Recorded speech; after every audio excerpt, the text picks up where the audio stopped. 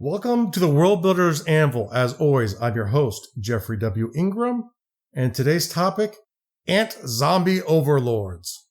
Oh yeah, and by the way, I would like to introduce Mike Miller, my new co-host for the show. Michael Miller. Who? Michael Miller. Who's that? It's me. Oh, okay. Well, you just said Mike, and I prefer Michael, so I want to make sure that that's on record. I don't think you can change your name.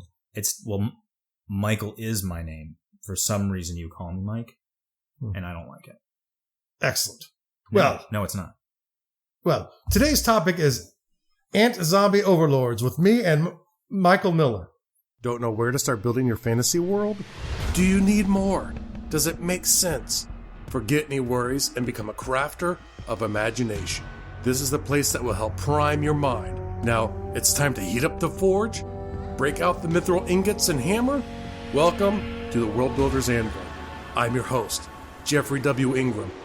Let's sup from the mug of Java and build.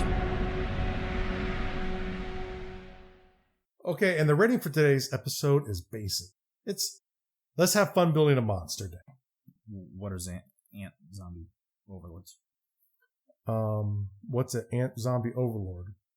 This is a question Mike just posed to me. Michael. Yes, Michael. Michael just posed this question to me. What is an Ant Zombie Overlord? And well, to be honest, we're going to work that out. But essentially, it is this ant or this style of ant that actually will infest people's minds and turn them into zombies. What a fun monster. So let's get started here and just briefly tell the audience a little bit about yourself. I always feel like I'm on a job interview when people get to questions like that, it's kind of silly. Professionally, I'm an electrician. One of my big first loves and hobbies is photography. I actually just shot a wedding yesterday. And I'm a self-proclaimed super nerd. I previously recorded a podcast with my wife for about a year that was about relationships, but I certainly don't have a background in that specifically, aside to being in a wonderful relationship. I love video games. I've been doing tabletop role playing for like 25 years. I've probably got about 30,000 Magic cards.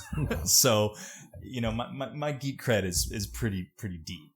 So you're a geek. Excellent. Yeah. And just to give the audience a heads up, the reason Mike is going to be here Michael's going to be here is because he's gamed with me in the past. So we've been friends for years, and I know Michael's a geek and he likes to podcast. And I figured it would be very useful to start hearing a voice of reason from people who spend more time consuming it than creating fantasy fiction. So we're going to now hop right into the world building topic, which is the Ant Zombie Overlord race. And to give a bit of perspective here, the inspiration, which is something, just so you know, Michael, is that I love BSing with people about this stuff. And one of the most important things, I think, is to understand the inspiration behind the creatures, because it's from strange inspiration leads to interesting developments. And this kind of came about when Matthew Bannock and I don't know even how it started, were joking around about this idea of a deer attacking a human. Sort of all along the lines, and I'm sure you've seen it with Monty Python. I might be aware of this conversation. You might be. We'll keep going. We'll keep going here. And so it's sort of, like I said, it's a sort of Monty Python rabbit kind of idea of this deer leaping out of the woods and viciously attacking a human, which led us to start developing this thing. And at the time, Matthew was watching a lot of old zombie movies. Mm-hmm. I believe you've maybe seen one or two zombie movies in your life. Maybe one or two. But you guys created this creature long before zombies jumped the shark, too. Yes. And I was a big zombie fan back in high school. Like, I was renting, the original Night of the Living Dead, of course, the 80s ones, the remake, for the real deep cut guys out there, Night of the Day of the Dawn of the Son of the Bride of the Return of the Revenge of the Attack of this Era, the Evil Hellbound Subhumanoid Living Dead Part 2 in shocking 2D. And the funny thing about that movie, aside to the entirety of the movie, is that the voiceover that states the title of the movie, coupled with literally a guy holding a whiteboard with the handwritten title of the movie, coupled with the sticker on the VHS, because it was only available in VHS back in the day, none of them were the same. Like, the wording was just a couple words off in every scenario. And what it was, I'm sure a lot of the big zombie fans out there know that George Romero never got a copyright for the original black and white Night of the Living Dead. So what these independent filmmakers who were very big fans of the movie did was they got a copy of the original movie. They wiped the entire soundtrack and they added their own audio and their own sound effects. And it's clearly two guys, two, maybe three guys doing it. So the voices are like, I'm just changing my voice a little bit to, be one character. And all of the women are clearly guys talking like women. And it's incredibly racist. And they even cut up their own footage. So there's like, in the middle of the movie, it just says Bob eats a donut. And then there's literally like home video camera footage of a table and a chair and a donut on a plate. And a man steps into frame, waves right at the camera, eats half the donut. And then it says, and now back to our film. Exactly. And that's it. It are these moments that can lead to new inspiration for a world builder as well. And so it was sort of this vein of zombie movie that Mike is talking about, well beyond the zombie craze of the 2000s, maybe even 2010s or whatever. Yeah, really you're just 28 Days Later and all that. And you have like the urban new Dawn of the Dead, urban fantasy, like with zombies as the stars and all kinds of crazy stuff, which is fine. But to take you back to where we're talking about is really old school zombie stuff. And it was this image of a deer attacking a man. And how could you get a deer to do that for real? And so the thought was there were salt zombies. And that's really what we created initially, were salt zombies. I'm sorry, salt? Like yes. Table salt zombies. Or like deer lick salt zombies. So you put, yes? I'm reminded of bath salts. Bath salts. They were bath salt zombies. Deer, yes. Bath salt, deer zombies. And so whatever would turn you into a zombie actually made you turn into salt. The deers would attack the zombies because they were made of salt and lick them. Oh, wow. Okay. And so the idea was you would have these crazy stories of deer attacking people. People would come along to try and stop the villainous deer from attacking the people. But in a way, they were helping spread the zombie apocalypse. I think you're being really unfair. Why is that? What makes it fair to the deer that they be villainous just because they're a victim of circumstance? But you're adding an inappropriate motivation to the deer. Actually, I'm not. The point is, the people interacting with the deer would start from a false premise and realize the deer are helping to save the world. How? They're attacking the zombies. So I thought you said that they were attacking the people after becoming zombies attacking zombies. They were attacking the zombies who turned into salt. The deer would lick the salt and kill the zombie. Oh, you skipped the part where the zombies die from deer licking. Mike, you're not listening correctly. Michael. Oh, that's right. Sorry. Okay. So now, this is the premise of where I started in creating a different monster. And it was sort of from this fun thread, and it was meant for me to have fun with players in one of my games, which Michael, I think is when you start playing with me during this game, I started up a new gaming session with players who were theater actors, and there were zombies. Yeah, well, I mean, that's how we met, is through theater friends in college. I want to say that my first campaign with you, I think, was in White Wolf's Vampire. Yes. So is that what this is from? This is not from that. This sounds like D&D to me. Well, this was GURPS. This was you played system regardless, but was it a D&D world? Yes, it was. It was my World Guard duel. Okay. You were playing Yasad at the time. Oh, that game. Okay, I always thought this was much older. Nope. Okay. This was or we're just not remembering correctly, but I don't remember how long ago it was. It was a while ago. Well, the game that it was our first that style of game together, I think. I'm gonna go with no, because I distinctly remember. I even remember the character's name. Playing a character in one of your, but I believe it was still. This may still have been a vampire campaign where it was a medieval set vampire campaign. I might have done one of those. We did. We definitely did, because I remember like aspects of the character and some of the relationships and what have you. It's regardless, same group. A lot of the same group were at that table as this Garduel game, and this Garduel game was really infamous and epic, at least within our play group, and a lot of people who are friends with that play group who may not even have been at the table. So, well, over the years, I would expect I've had at least 20 different players sitting coming at in and table. out of that. And that's post where it really kind of came together as Garduel, when it was sort of forming early when I was in the service. There's actually another Mike Miller, to make this more confusing, who sat at that table. I wonder, he's not the one that I went to high school with. No. He's from Florida. Okay. I've actually met 4 other Mike Millers. My name might as well be John Jones. There's so many of me out there. Not me, but easily people with the same name. There's like a Mike Zombie attack. Right. There's only really one of me, then the world only needs one. Okay. So now the goal, and I like to set up goals early on when I'm creating a race, a culture, or a monster, anything, is what I want out of it.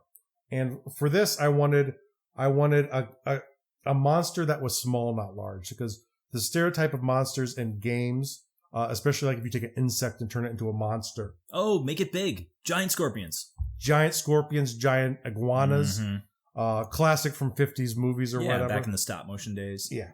And so I wanted it small because to me, small causes loss of control. Loss of control creates great fear. So you can have that with a character in a novel or in players in a game. Once they realize the foe is one of a million tiny little things, how do you stop it? I'm immediately reminded of The Thing. Because, of course, one of my other super huge things is movies. I'm a huge movie buff. And that immediately makes me think of The Thing. Every little microscopic piece of it is a mortal threat. So same thing with your ants. Exactly. While they're not microscopic, but still. They're 5 millimeters small. Small and in multitude. Yes. And, okay. And I also wanted to cause a moral dilemma. And Mike can talk a bit about how successful I was with this, but once you realize the person is not the bad guy, it's not a zombie in the traditional sense of an undead. It is forced behavior caused by infestation of something else. And if you kill the host, should you feel bad? Now, when you played the game, did you feel bad killing the zombies? Well, I'm going to have to be 100% honest and say that I don't remember exactly the occurrences that happened when we ran into these characters. So I'm just going to go based on like my own perspective as well as the perspective of the character, because I still remember the character very, very well. But I'm going to ask a question. Did we know that was it possible to save the host, or yes or no to that question? Did we even have that information? When it started, you had zero information, and I'm sure there would have been no regret at that point. During the story, it became evident that there were ants inside. And I don't remember if you guys ever figured out a way to cure them. Actually, you guys did. I would think my character would have been able. My character was a healer. My character was a faith healer, and I would think he would have come up with a way, one way or. And I think you guys did come up with. Did any of our party suffer it, or was it just NPCs? It was the people in the town. So first it was like the party was stuck in a zombie apocalypse, and so you get hit by these swarms of things that are trying to grab and take people and eat their brains, and that is what the party first encountered, and then over time you figured out. I think it was once when you had stopped one of the bodies, one of the zombies, and you just saw all the ants flooding out of its ears and eyes. Host is dead. Now they're looking for a new host. Yeah, actually, my wife is still upset with me. I talked to her about this episode, and she's like, "Is that where the body exploded and the ants came out? That was disgusting." Well, to get back to the crux of the question is the morality of it. I think that's going to come down to the character, because some people are like, oh, well, it's lost cause, kill him. I liked Jim. He was a good guy, but oh well, now he's dead. Duck him. Yeah. I mean, with a mortality in a fantasy campaign in a medieval setting at a low tech level, mortality rates are low. People are not going to live very long, so you have to expect a lot of death, whether it be fire or rampaging, bandits or zombie ants. Or if I remember correctly, with Yasad, it was you need miracles to back you up every once in a while. Yeah. But I think for Yasad, he wore his He wore his heart on his sleeve and had very, very great compassion and empathy for not only the companions, but everybody. I mean, even his enemies, even people who wanted to kill him, he didn't want to hurt them. So for him, anybody dying was, I mean, it was painful for him to experience that. So whether it was, well, this guy's a zombie, he's going to kill everyone in our group, we have to take him out because we don't know how else to keep everyone else alive right now. So poor Jim, we're going to have to kill Jim and burn the body and all the ants that come out of it in the process. Try not to get any on your clothes. You know, I'm sure either way, Yasad would be crying and rocking himself in the corner over that. But, you know, I'm also reminded of a couple other characters in the party that, again, it's a morality question where they'd be like, well, look, he's dead, we're living, keep the living alive. So there would be no hesitation with some of the fighters or barbarians in the group just to be like, die, fire, of course you're pitchfork. Yes. So, very good. Well, what about you? I mean, certainly we could go on and on a bit about generic apocalyptic scenarios, but what if it's like, us holed up here and, I've been bitten? Like, what do you do? Yeah. And once again, I think... allow me to rephrase. It's someone you care about more than me. Okay. It's been. That changes the answer. Okay. I figured that might. Okay. So if it's someone I cared about more than Mike, I would feel bad. Michael. Oh, yeah. Michael. I'm sorry. If it's someone I care more about than Michael, then I would feel bad. I would try and hold off and try and find out if there was a way to not have to kill them. But it would be in a scenario where they could be isolated and I could kill them if need be. The soldier part of me would step in, and once they became a threat, well, it doesn't work out so good for them. I understand that. But, it would try and hold off until that point. Otherwise, I think if there was no way and I knew there was no way, I probably would be a bit more brutal. Yeah. But I'm a jerk. Well, I think that's overstating it a little bit. I think you're coming from a standpoint of just practicality. But getting back to the monster in question, I mean, you sat down, you had that conversation about, salt licking deer and zombies, and you got to ants because they're small and the lack of control. What other mechanics go into the creative thought process of not just making monsters in general, but making that monster specifically? And, we can get into the more generalized stuff so the listeners have a tool to take to the monster building table. Yeah. So usually what I like to figure out are, what are the physical attributes? And there's not a lot really because they're ants. I mean, you step on 20 of these, they all die. They're ants.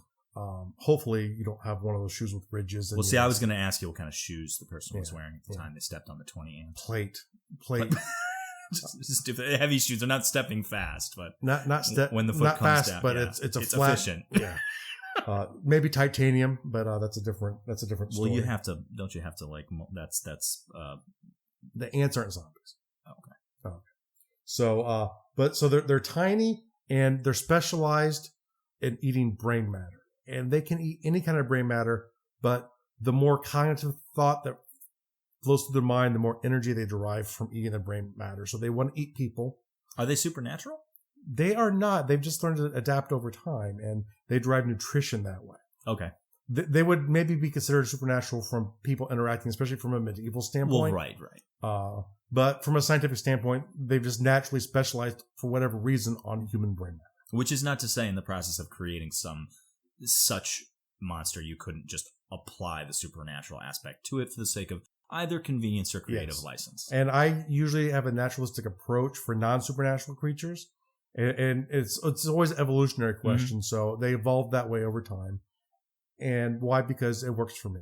And I don't need anything more than that because I'm a fantasy writer, not one of those hard science fiction writers. Which is kind of funny. I think that you should, I certainly would not classify you as a science fiction writer because of your content, but I would absolutely state that you put so much thought. I mean, you do have a podcast on world creation. So you do spend a great deal of time creating so much background. I was actually explaining this to my wife yesterday. I was trying to categorize the nature of the show. And I said, well, the very simple explanation I can give you is, let's say I write you a short story and it's a 3-page short story in a fictional world. I can give you that story, seat of my pants, I can just give you that story and not have any backup. But to do it right, those 3 pages represent the knowledge of probably another 50 pages of material. Mm-hmm. Like yes, this is my character, but the character has a backstory. Yeah. Now, you don't need to know the backstory to know the character, but the writer does. The writer needs to know. You don't need to know the science of your creatures, but the players, but the world creator and the person who made those creatures should, because inevitably players or readers, fans, will ask a question at some point, and if you haven't thought of it, you'll have to make something up, and if you have thought of it, you'll have reasoning and logic for all of it, and that makes it more believable. And ultimately, too, is especially in fantasy, you can get away with a lot more than you can, like I said, if you're doing hard science fiction. So, but the thing is, you have to be consistent. And the problem is, if you don't have the world that sort of answers the questions behind the scenes, later on, if I reintroduce the same ants, and now there's a different way to kill them, players will shake their head and in disbelief, or readers of the book will sit there and they'll lose faith in the narrative. And that's the thing that you use when you're building the world, is you're trying to be consistent with your musings to people. Yeah.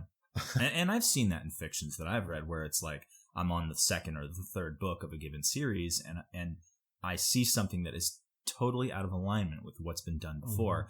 And while I can accept when those things occur, because that's also something for when you're changing a story and you want to create an evolution, you can do that.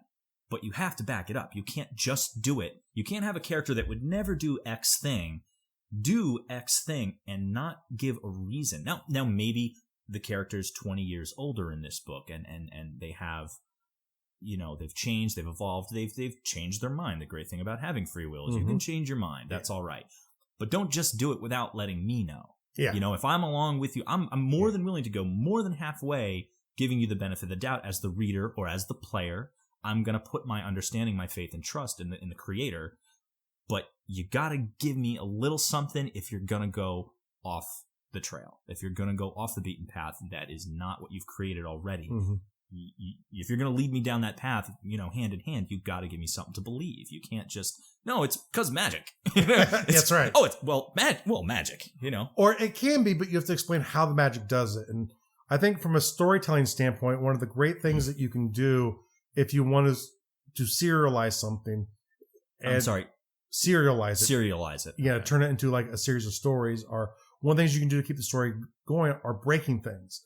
But you have to explain to the people who are reading it or who are interacting with it as players, you have to explain to them through the course of the story, at least, why all of a sudden there's a difference in how magic works, or there's a difference in how monsters are behaving. And as long as you do that, they can believe it. And the bigger the changes, the harder it might be for them to believe. All right. So knowing the few basics of the physical, though, getting back a bit on topic, is there are certain things that make it a monster. And I might not do these exactly in the order of the show notes, but they'll be pretty close. And the first thing is there's a colony, and the colony is the heart of the monster. There is one queen in a colony of these ant monsters. To essentially cause the disorganization needed to break it and to kill off the zombie scourge, you must kill the queen and all of the eggs in the lair. That is the only way to end it easily. And the ants who have infested people have lost the drive to go back.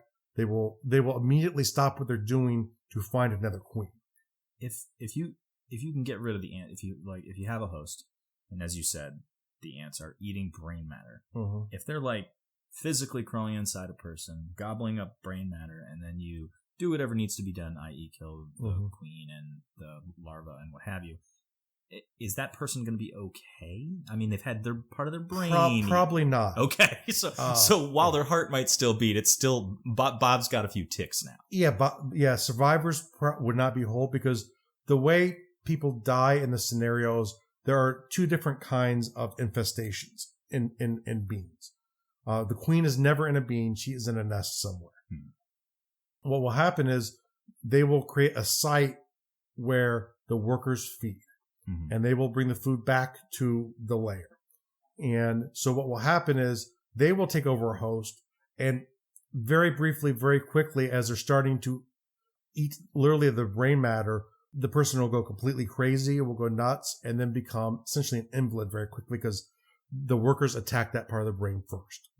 And so it might appear even like a zombie for a little bit, but it's like a short, maybe a 24-hour life cycle from the point of which it appears like a human becoming a zombie to like I'm flat on the floor. Vegetable, yeah. And now the ants do know how to manipulate the brain to cause motor behavior, and they use that to centralize the bodies. The ants will stay inside, harvesting the brain matter, exiting the body in lines as you would see them out of your cupboard, taking brain matter back to the nest. So at that point, do they use the person like a big ant and try to take him or her back to the colony? It won't be at the colony, but it will be someplace in proximity. A feed site. There's a feed site. Okay.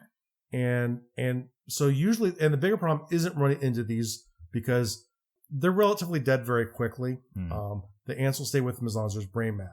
Now there are what I call scout ants, sort of normally what you think of as a soldier ant. Of course there's scout ants. Of course there's scout ants. Of course there are. For those that don't know, Jeff was a scout in the military, so of course there's scout ants. And these are the tough ones. Do they have your name written on the thorax? Does it say Jeffrey across the body? Just my initials, JW. Okay, all right. And so what will happen is these ants will infest your brain, but there will be a series of them, and they actually work together to create motor control. They will find more food. And their job is to bring food back to the feed site for the workers. So when body A is done, they have body B to break on. And so they do that. They have to sustain themselves. They stay in this corpse until it loses all motor control, which can take several weeks. Ugh, it's a rough way to go. They will try and bring it back to the feed site at that point. It doesn't always work out that way. But they will actually try and bring it back to the feed point when they know it's running out. And if they can, they can. If they can't, they can't. They'll just let the workers know where the body's at, and they will go out and either move it itself or they will take it in. And I think the thing that makes it more hideous is, and I never thought about this until right now, but I don't think the people actually lose control of their mind. They just can't control anything. So they're awake. They're awake, losing bits and pieces of themselves while they're dying. So in a way, it's a very cruel thing. And for anyone... You're just now realizing how horrific this thing you created is. But let me ask you a question regarding the control and how it actually... Because we're still toying with the idea of zombie here. If they're in the person and the person is, effectively zombified, I think we've clearly established that biologically the ants are doing it. Can a ant zombie person directly turn another person into a zombie? Or, I would think the answer would be no. Not unless it's staged, because it's the ants themselves that cause the zombie behavior. So what could happen are they might be carrying ants on them. Right. And they're trying to get the ants into the brain. So the classic thing of them going for the brain is they're actually trying to create an opening to get the ants into the brain more quickly. Makes sense. They have the ability to sacrifice themselves, where an ant will actually eject all of its venom, and it will create an opening somewhere in the person's body that the ants will use to get to the brain. Is this a real, are there insects that do that, where one insect will sacrifice itself in a poisonous attack for the sake of the colony? Yes. Or another? And actually, there's a form of ant, and I apologize because I don't remember the name of it. But I'm sure if you Google weird ants, it will probably come up. There's one kind of ant out there that's called the suicide bomber. And what it will do is, I don't think there are soldier ants in the colony, but if the colony's ever attacked, they have venom with no stinger. Okay. And they will explode their body. Like literally? Physically, literally, and spread out the venom and acid onto the attacker. Wow. Yeah. So that's something that actually exists in nature. And for people who listen to my show a lot, I watch a lot of nature shows.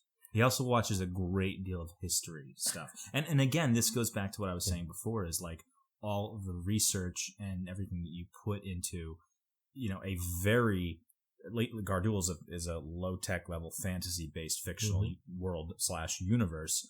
It's not Firefly, it's not Star Trek, but you put every bit as much time researching all that stuff into it so that your world is so believable. And that's that's where I'm talking about, where you're like, oh well, I don't put that much fact into my stuff. But you really do. You read so many history things, you watch so many history stuff, and all the you just put so much fact and logic to support your fiction there, that while what you're creating is so heavily fantasy, it's incredibly believable and justifiable. So and really what I mean by I say that is I don't need to get scientists to be able to agree. It's I go off of conjecture from things that I hear and go, what could an adaptation be? So there's definitely like very much of a, like I said, it's a naturalized process I use to develop my world.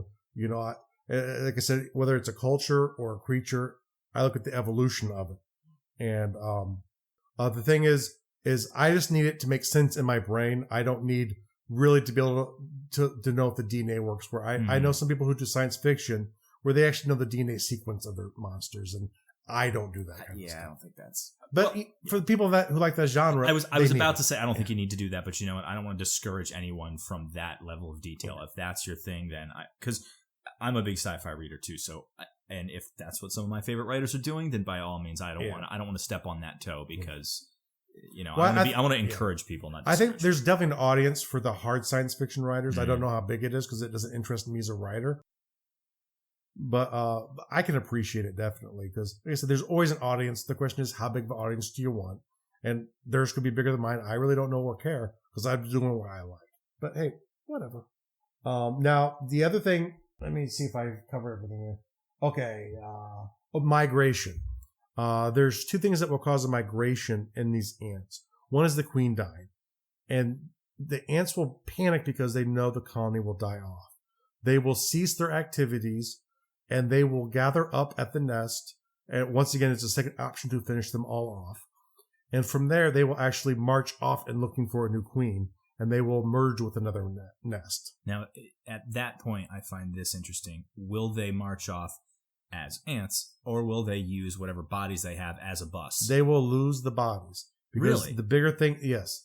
Because the thing is, they have a food stash at the nest. So they'll take some food along with them that's been gathered by the workers. Okay, it just seems to me that they could carry more with the body. I would have expected them to use that as a transportation But the problem is it gets hard to coordinate the movement between them. So it becomes... Left Bob. God, he's not listening anymore. Your other left Bob. You guys ate way too much of the front lobe. Exactly. All right. So that really kind of wraps up the world building topic for today. And I had a lot of fun. And this is sort of working out the way I was imagining in my brain. And Mike and I really started talking about this, I think, last weekend. Michael. Oh, yeah. Michael and I, and Mike, we're actually discussing this, I think, started last weekend. So, and like I told everyone where I actually talked about what was going to be coming forward in the show, this is kind of the feel I'm going for. I want it more conversational. And the first part's going to be focused on world building. And the second part, everything we talk about will come from the perspective of worlds, whether it's video games or fiction or movies. We'll be talking about the worlds of the universes behind them from that aspect of them. Or we're going to start a new segment now, which once again, these are all going to probably slightly change as we're going forward. But it's really focused on learning more about people who consume fiction, because I know a lot of people who listen are writers or game masters. And, so to understand your avatar, that person who is your perfect listener, and Mike might or might not be him. I might or might not be him. My wife might or might not be your perfect avatar as well. It's the person who consumes your work, that perfect person who you're really trying to talk to. And so we're going to do a test run on that. One to get to know Mike a little bit better. Another one to start to test out this new feature. And before we even move to that, I just want to say one last thing. At the beginning of that last segment, I really liked how you started it. And I really want to highlight it where you said, well, what do you want your monster to do? You're talking about the motivation of the monster. Like, what's the purpose of the monster? Mm-hmm. So if you're a basic GM, if you're just starting out, which is great, the world needs more of them. And you're making monsters. If you're, sure, if you want to pull them out of the D&D manual, that's great. I mean, that's where we all started, was just pulling up the pre-made. But if you want to create your own, think about why. Yes. Think about what's the monster's motivation. Take it from an actor's standpoint. What's the monster's motivation? Why does the monster want to do what it wants to do? Why is it threatening? Like, think about its purpose, which I didn't consider that before until you said it, which I just thought was great. If you asked me, hey, create a monster for a game, I would probably immediately go with your second point, which was fear. Yes. I would go, what things do we find the most scary? And I'd probably just start there with a fear-based thing. And that doesn't have a purpose. That just has an evocation of, scaring people, which isn't a motivation. And that's just, that's a happenstance. Yeah, an effect. So I just wanted to put a pin on that. Well, thank you very much. Now let's get started. Typically I'd ask who you are. Hopefully everyone knows at this point that you are. What? What's your name? My name. What's your name? I thought you meant me as a person, not just... Just because I'm not reading the question the way it's written doesn't give you an excuse to pretend not to know. My name is Michael Miller. Mike, for short. Please don't call me Mike. Sorry. Okay. And now the next question is, I would typically ask to tell us a little bit about yourself. However, we cheated since Mike's going to be the new co-host, and we actually asked him before the show, just so you weren't really completely creeped out. Like, why is this other guy talking all the time? And who is this other guy? I don't mean to shock the listener. Sorry if this was a big deal to have another voice on the show. I don't mean to be an invasion in your ear, but I'm here to stay. Till Jeff, decides he wants someone else. Well, he actually wants to invade your ear, so guard your ear. Okay. All right. So we're gonna skip right down to, what is your current passion? I assume we're going to stay within context and just like my fictional things that I'm deriving for, like hobbies or what have you. Well, we're talking usually around sort of speculative fiction, which for the listeners, if you aren't familiar with the term, essentially is just a genre fiction. Yeah. I actually, as we mentioned, we kind of went through this a week ago, and I really put some time thinking on that, because instinctively I might say fantasy. I might be like, oh, Tolkien or D&D or what have you.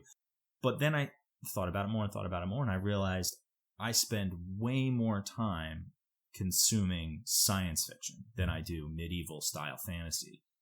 Still, I love them both, but my big passion right now is I play all too much Destiny. You can ask my wife; she gets a little annoyed about that. So for those of you that don't play video games, Destiny is a game that you can play on your next gen systems. I'm pretty sure you can play on the computer as well. I'm not 100% sure of that.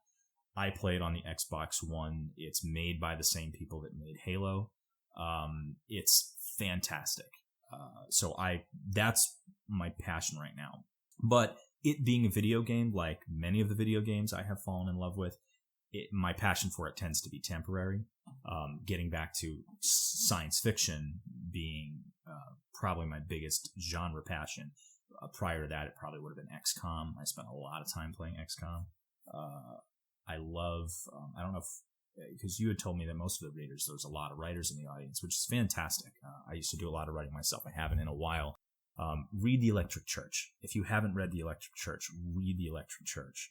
And the stories by Jeff Summers the books, rather, not stories, that subsequently follow that. It's a whole series. They're just brilliant. If you like Blade Runner and Neuromancer, it's like right in that vein. Okay. So like in a cyberpunk theme? Yeah, definitely. Okay, because when you say Blade Runner, I always think of Screwing with Your Mind theme. Yeah. Well, there's a little bit of that. There's definitely some of that, like especially book 2 is kind of a head trip. So a little Philip K. Dick made it in there. I love Philip K. Dick. Yeah. Yes, and if you want a mind workout, read a Philip K. Dick book. Great way to mess with your mind in a good way. If you can find it, because they changed the title of the book. It was originally called Mind Killer by Spider Robinson. I'm trying to remember what the second title was. They literally changed the title of the book, and they republished it. But it's still, even the second title is still hard to find. You have to buy it on Amazon, and it won't be cheap. but I'm not exaggerating when I say it's one of the most brilliant science fiction books I've ever read. And I'll throw an apology out there because I'm going to assume that our good friend and author Dawn Metcalf is one of your listeners, and I lost that book on her. That was her favorite book, and she let me borrow it, and I don't know what happened to it. And it, like her copy, for me to try to find that, it was like more than $150. And wow. It may even have been signed. I'm not 100% sure. Yeah. So I'm like the worst friend ever, basically. Yeah. But no hesitation. Yeah, you are. So Dawn, again, thank you so much for turning me on to that book and Spider Robinson in general. And again, I know I've profusely apologized before, but I'm going to put it publicly out there on the record. I'm so sorry for losing that book on you. Well, apologies aside now. Okay. So what would you say are your favorite genres in general for speculative fiction?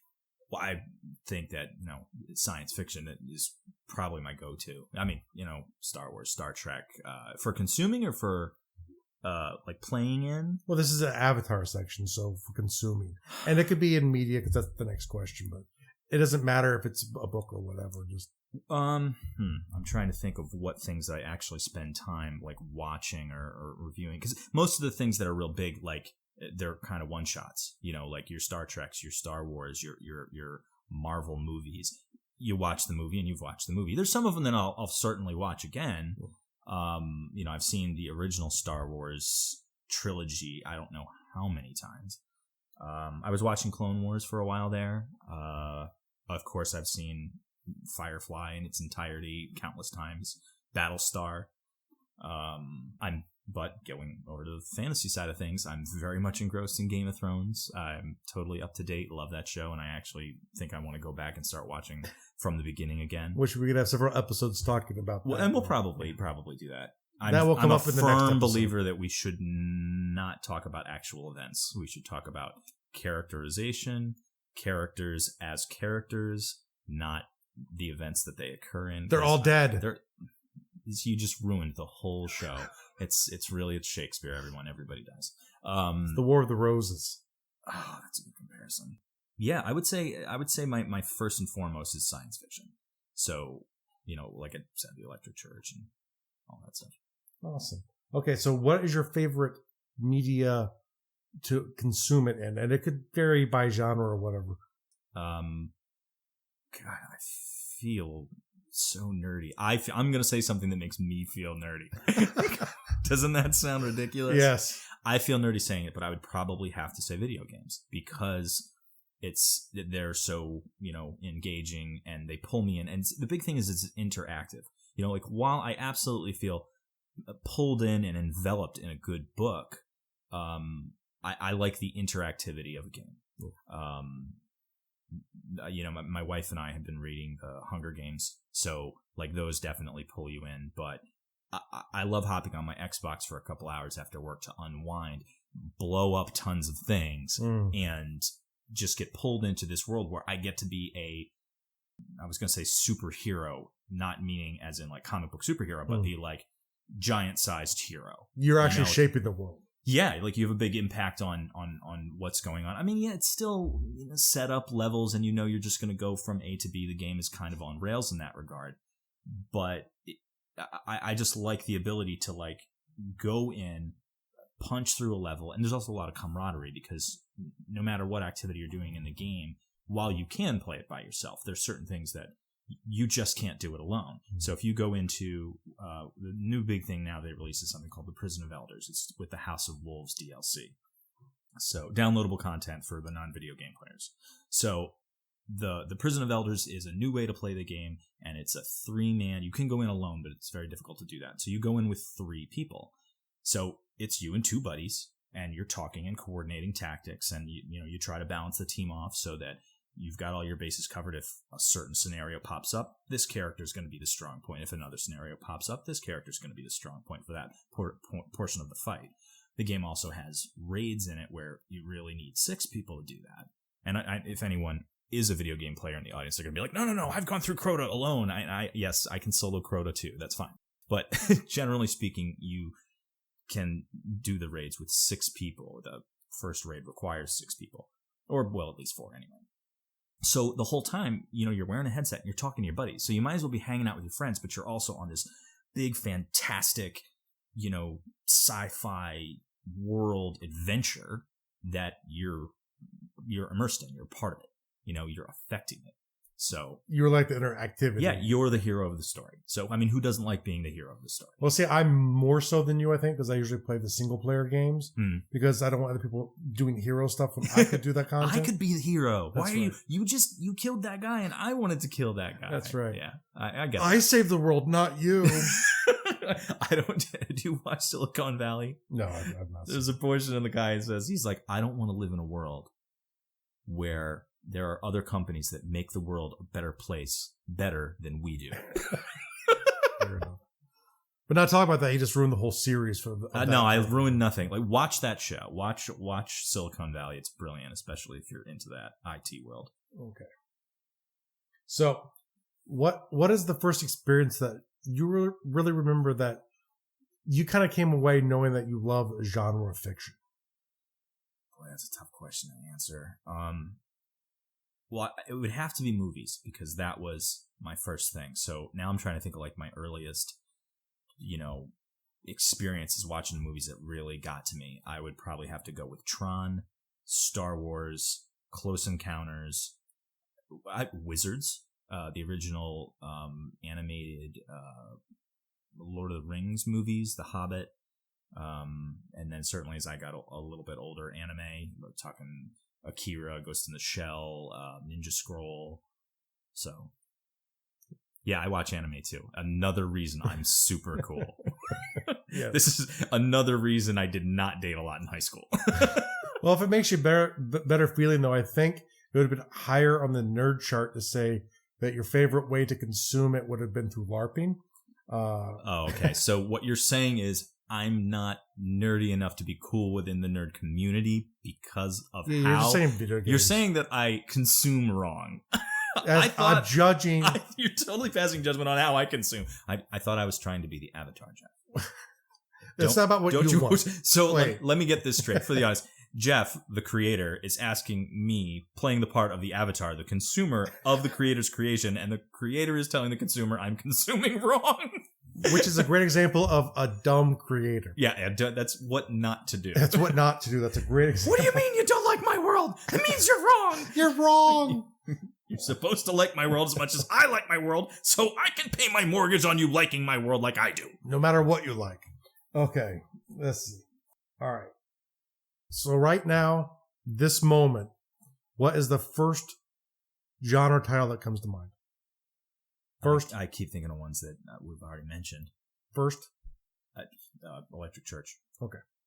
But that probably wouldn't be my first if you caught me with that question while in the middle of my workday. But we've been sitting here talking about it for a while. If you asked me in the middle of my workday, it probably wouldn't have been that. That's why I ask you at this moment, because if you ask me what my favorite song is, if you ask me what my favorite title is, it doesn't matter.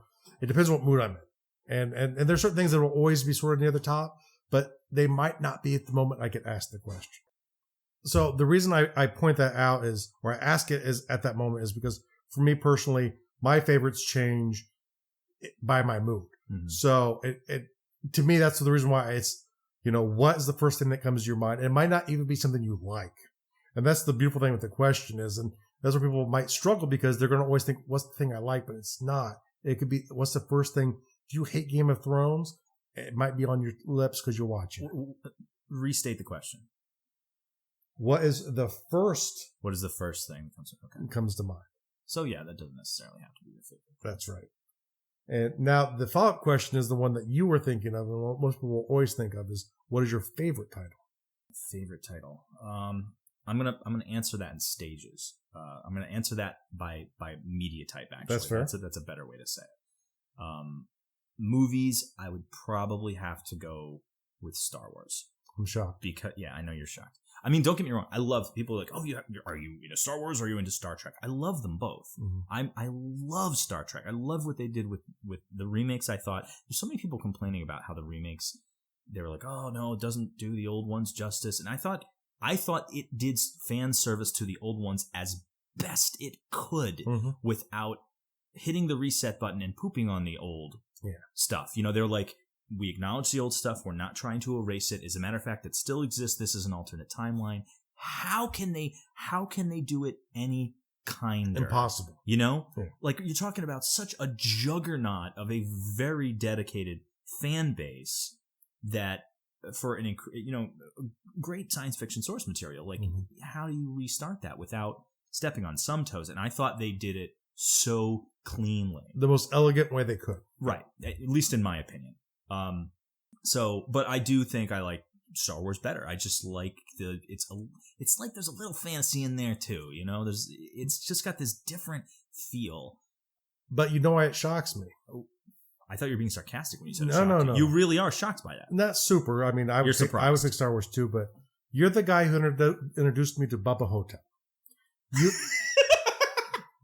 You know, I forgot that. Yeah. But you know all forms of very esoteric stuff, and a lot of times you jump to the esoteric first, and it actually threw me off that you picked something that was a very legitimate, so mainstream. Yeah, but it was legitimate. But I would thought just knowing you that you would have jumped to the esoteric first. Let me give you a food analogy for it. And you're saying, like, what's your favorite genre or what's your favorite type?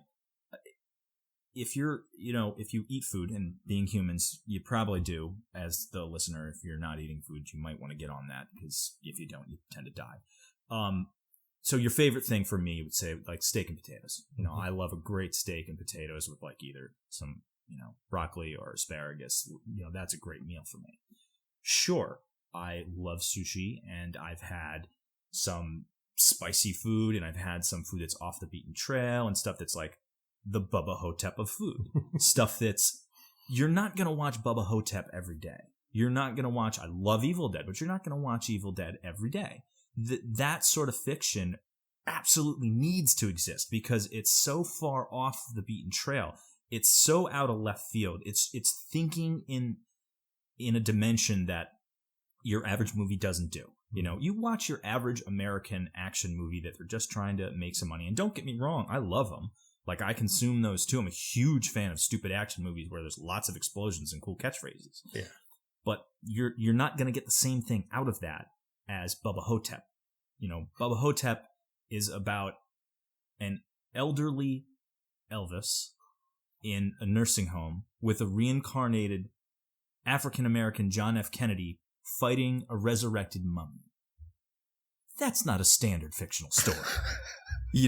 So, yeah, I love that stuff. I love, things like Perfect Blue, things like, Eraserhead, Pie, Requiem for a Dream, some of that stuff where it hits you in a real ugly place.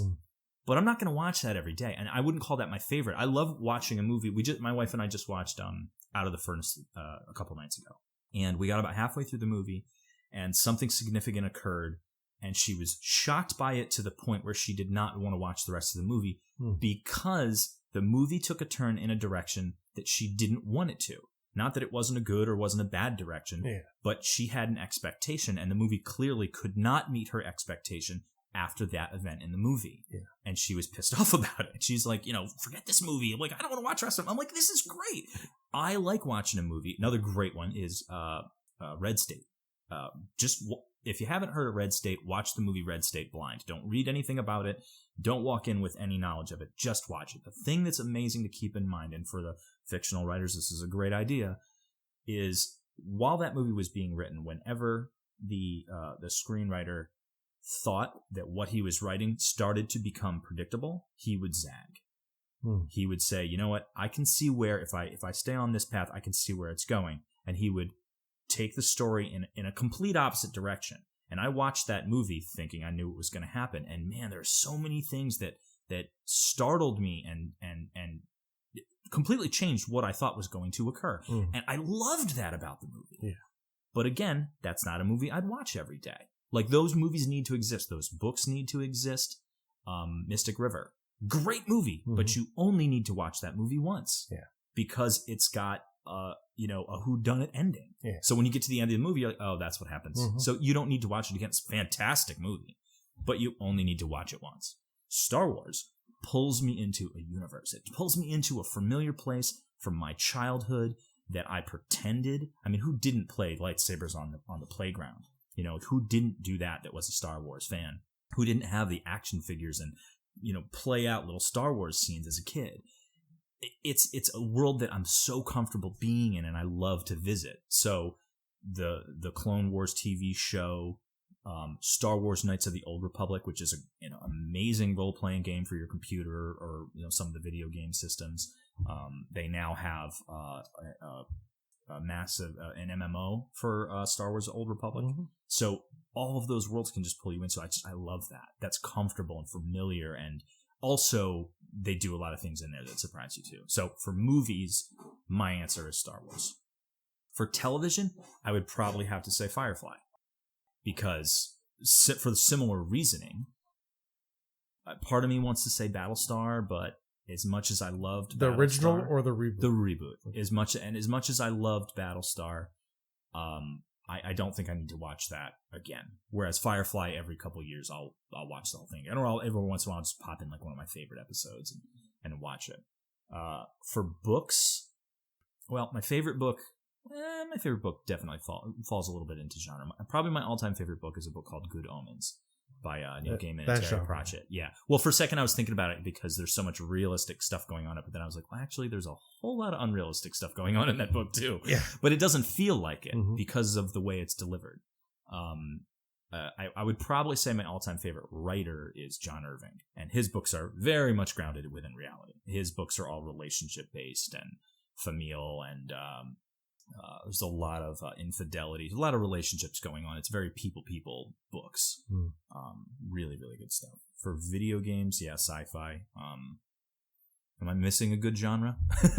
Well, now it's you at this moment. So I mean, well, I know, but you said I said I was going by genre. You said genres, and I said based by on media formats. So I've covered, you know, movies, video games, television, and books. So I don't think I'm missing anything primary here. Like I said, you know, it's your answer. So well, you said I was wrong before. So which is really was that answer wrong?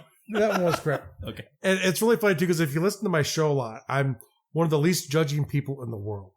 And it's just something, and I don't know if for one episodes where I'm going like that, I will talk about how, oh, you might do it this way and I don't, and that's okay.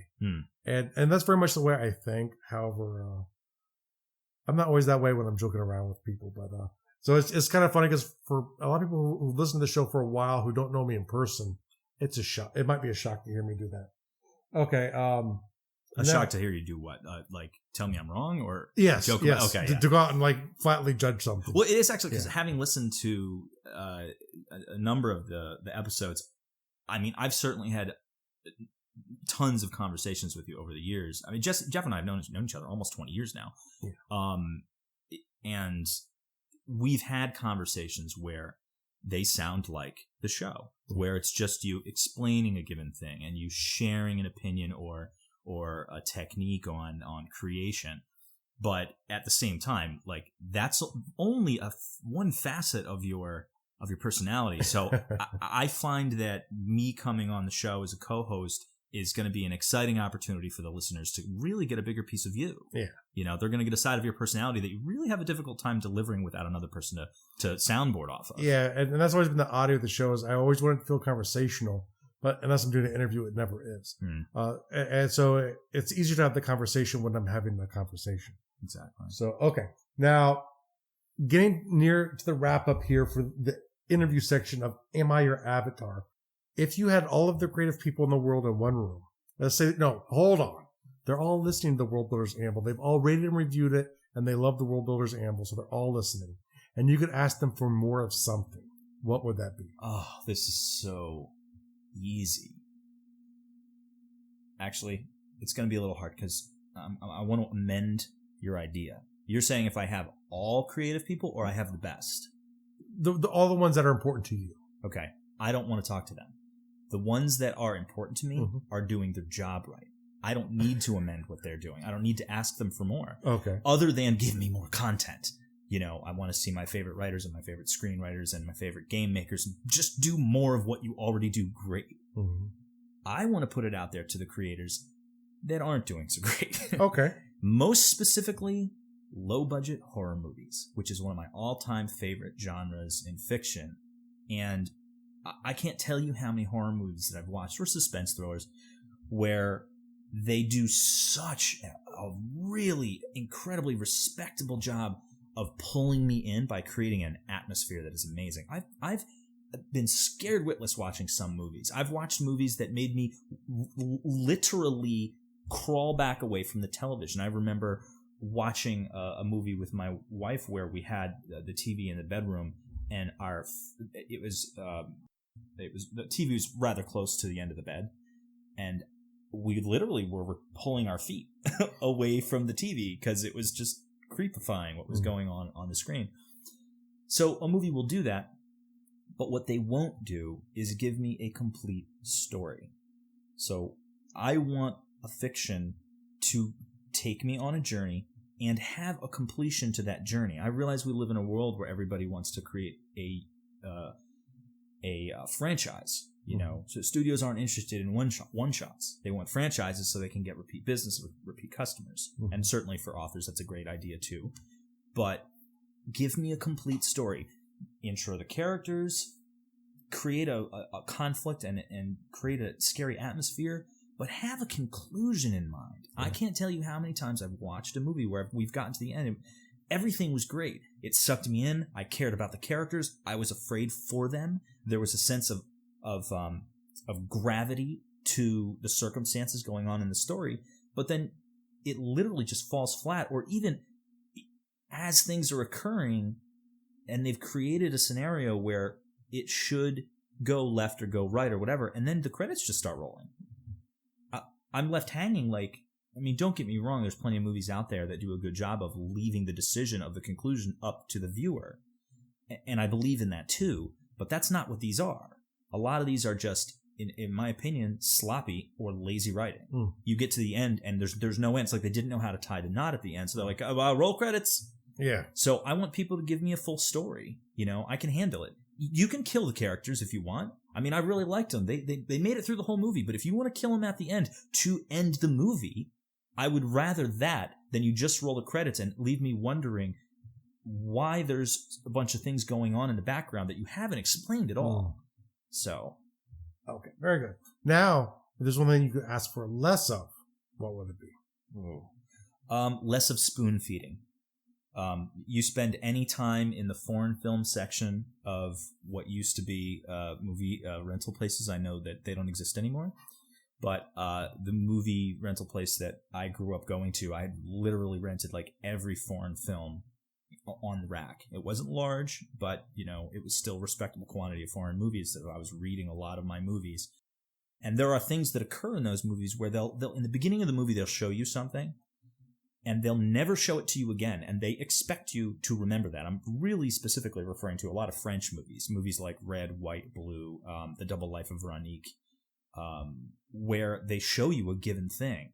And in an American movie, they might show it to you, and then maybe throughout the movie hit you with it a couple more times. Or the thing that annoys me the most is now it has come up again, and they show the person looking thoughtfully, and then they show a flashback, and they literally replay the footage from earlier in the movie where a thing was totally highlighted. If you didn't pick it up the first time around, it means either A, as the viewer, you're not engaged enough with the movie, and that's your fault, or B, it means they haven't displayed it appropriately enough for you to pick up on it. In either case, I think that's a poor relationship from creator to consumer. Whereas you watch some like these French movies, like specifically there's a part in The Double Life of Veronique where in the beginning of the movie they show you a thing and it's only vaguely highlighted. It's not like an American movie where they would highlight it, a character would say something about it, the camera would zoom in on the thing, and you'd really get it punched in your face and spoon-fed like, that's an important detail, don't forget that detail.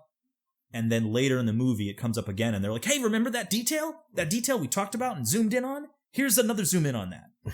Whereas in The Double Life of Veronique, it comes back later and you see it's a physical object that they show you. It comes up later and it's barely highlighted.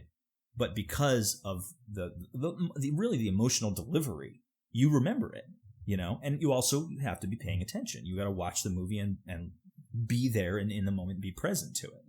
So less spoon feeding. Like, trust that your consumer is smart enough to get it. Now, don't make it too obscure. Show it to us, but don't beat us over the head with it. Or especially, and I've seen this a lot in either really big blockbuster movies that want the largest possible audience, or in bad B movies where it's like you'll have the alien spacecraft flying down and hovering over someone's house, like a Independence Day. That's immediately what you drew to my mind. And you look up and go, oh my goodness, that is an alien spacecraft. It's like they have to say it to make sure the audience understands that this is what they mean. Right, yeah. Whereas I think, look, if there's something flying in the sky that's bigger than a building or bigger than a town, the only reason to show people reacting to it is to show their fear and to draw us into that. And I don't mind seeing that. Yeah, but that's good. But it's where they have the character. That's an alien ship. Really? Yeah. Really, that's not something that the U.S. Air Force has just deployed. You're sure? It's the size of Minnesota. That's right. That's right. Okay, thank you. All right, sure. I wouldn't have guessed that. Got it. Alien ship. I'm on board. And the thing is, if it really is a U.S. thing, that would be great to have it come out in the plot later on. And you're like, how would we make this spaceship the size of a planet? I was being literal, by the way, when I said alien ship. I'm on board. Ready to roll. All right. Beam me up. So that wraps up our Am I Your Avatar moment. Now, the world building task for today: create a new monster. It doesn't have to be a monster that you ever plan to use, or maybe you have no current plan to use the monster, but just take something in life, come up with a reason that the monster would do what it's doing, and actually just scope it out a little bit. No more than what I did here, just some bullet points of, what are its physical attributes? What is its goal? Just come up with a new monster. It's a great exercise, a great way to think beyond the normal way of getting a monster, which is to pop into a mythology book and look up a cool monster. And there's nothing wrong with that, don't get me wrong. But, it's a good way to exercise your brain at doing the activity. And just to keep people thinking inside and outside of the box, zombie ants are monsters. But so is Hannibal Lecter. So is Jason Voorhees. So is, humans are monsters. So if you're not writing, hard, crazy science fiction or fantasy, understand that, we're monsters. Make a human monster if that's what you're writing. Or I think a good thing, and you see this sometimes, there might be crazy monsters, but sometimes the worst monster in a story is not the monster you're fighting against. It's someone in the story. Or they could end up being the big villain. And I think that's a good way to play it as well, too, because ultimately humans are very flawed and we make the best monsters. I won't specify. I'll try to say this vague because I want to pass along the concept without ruining an experience. But there was a game that I played where there's a lot of choices throughout the game, and it's really engrossing. And a lot of games where they involve choices, they're pretty obvious. It's like, would you like to help this grandmother across the road, or would you like to stomp on this bag of kittens? It's pretty obvious whether you're going to be good or you're going to be evil. Back to spoon feeding. Right, yes. Back to spoon feeding. In this game, a lot of the choices come out like this. Would you like to stomp on this bag of kittens, or would you like to stomp on this bag of puppies? And you have to pick one. And you get to the end of the game. And the whole time you have a very positively motivated quest. And when you get to the end of the game, you realize that you're the bad guy. And it's not a shock when you get to the end, because it's been a slow evolution throughout the course of the story. But I thought it was brilliantly executed, where it's like, oh, I know I've been fighting all these, I'm going to use air quotes, enemies. But they're not the bad guy. I am. It's like, oh my gosh, I've been spending this whole game doing horrible things, and now I realize that it's because I'm the villain. Excellent. So. No, I think that's good. I like being caught off guard. Now, the real world task for the day is stop overthinking and start doing. And this is something I know I have issue with, and I think a lot of people do, where you want to start a new project, like say a podcast, or you want to write a book, or heck, maybe you want to set 2 hours aside to video gaming. You just, you keep working through it in your mind, and you keep thinking of all the angles, all the things that you need to do to get started, and you never do. At some point, you just need enough to get started, and then you should just go. The philosophy readers will recognize this school of thought, which is simply that the only perfect thing is the concept of the perfect thing. So if you want to write a story, chances are it's not going to come out as perfect as you envision it or as you'd like it to be. Mm-hmm. But you'd better write it anyway. If you want to, learn guitar, which actually I'm got to get back to that myself. I have, my guitar's been collecting dust. I would love to learn to play guitar and learn to play guitar with great efficiency. But I'm thinking about it. I'm like, I'll probably never be Eddie Van Halen. Really? I know, it's sad. But you think about that and you're like, well, should I even bother? Yeah. So a lot of people, I know, people who procrastinate, and I'm saying people, I'm saying, I should just be saying I, me. You get caught in this circle of like, I want it to be so good. You've got such a high bar for quality control that you get a little ways into the task and you stop because it's not perfect. Don't stop. Let it train wreck its way to completion and then edit. Let it train wreck its way to a final product, even if that's not going to be the final product. But so create a thing, create something. Stop thinking about it. Just do it. It doesn't have to be perfect. It just has to be done. All right. Now, announcements. A couple just, do you have anything like coming up that you want people to know about? I think it'd be a little early for the announcements that I'd be considering. All right. We could save that for a later episode. I have a couple of housekeeping announcements here. One, every Sundays, I'm thinking, I don't know, like 11:07 a.m.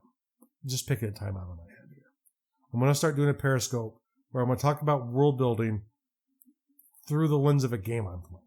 And one, this is so I can convince my wife that playing video games is a job. It's part of building the podcast. I'm not doing it for fun. No, of course not. No. It's research. It's research. It's outreach. And I don't know which game. It'll probably be resource development. Resource development. It'll probably be Dragon Age Inquisition. It was originally going to be Skyrim when I was thinking about it. But then with the Fallout 4 announcement, and just FYI, when Fallout 4 comes out, that will become the focus of it. But until that point, it'll probably be Dragon Age Inquisition. Am I right in thinking, wasn't your wife playing Dragon Age when I arrived today? Yes. Okay. Yes. I don't know if she'll be on board with you. No. Well, no, she won't. Not if it cuts into her Dragon Age. Because it'll cut into her time, and she'll probably kick me. She's very mean. I still don't understand why you married such a violent woman. Yes, and right now she is glaring at her screen. It's well within earshot. Okay. However, Periscope it's a Twitter thing. So if you follow me at Jeffrey W. Ingram on Twitter, and join Periscope through either Android or iPhone, I should come up as a suggested friend. I'm sure you can search for me at Jeffrey W. Ingram on Periscope as well too. They'll just be short things where I talk about some of the world building aspects that I go over in the show, but I talk about it through the aspect of a game I'm playing at that point, which will probably be Dragon Age Inquisition. The only thing I might add to that is just if anyone wants to reach out, I have modified my Twitter. So my Twitter is at Mayshod, MAYSH0D.